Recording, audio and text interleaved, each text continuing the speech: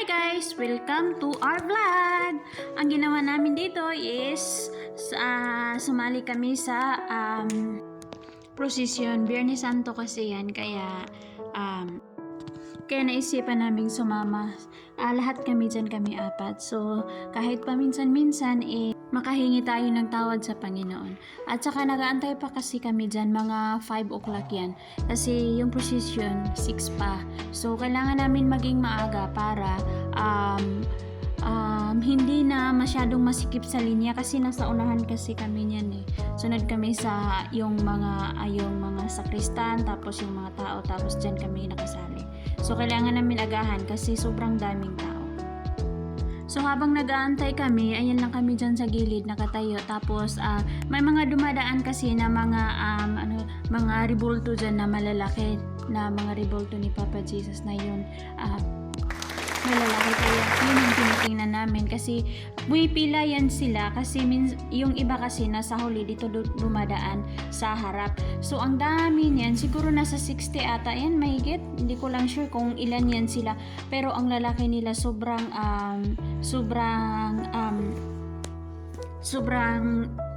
ganda talaga dito sa Makati kasi alam mo yung mapifeel mo talaga sa puso mo na andyan talaga si Papa God para sa iyo.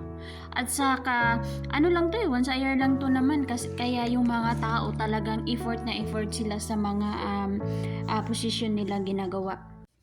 Kaya sobrang blessed kami kasi nga naka-attend kami ng ganyan, kahit once a year man lang, kahit sa busy ng trabaho namin, may time pa kami na mag-attend ng mga ganyan. Halos hating gabi na kami natapos dyan. Tapos yan yung mga banda nila na from poblasyon sa City Hall ata, yan na mga member ng mga banda. Sobrang galing nila, sobrang nakakagaan, anong tawag dito, nakakagaan yung sa tenga yung tunog nila kasi yung pinapatugtog kasi nila is yung mga kanta sa pag nagsisimba ka, yung mga ganon, yung about Jesus talaga. Sobrang anggaan lang sa pakiramdam. Tapos yun yung nagsa-start na siya, almost nagsa-start na siya.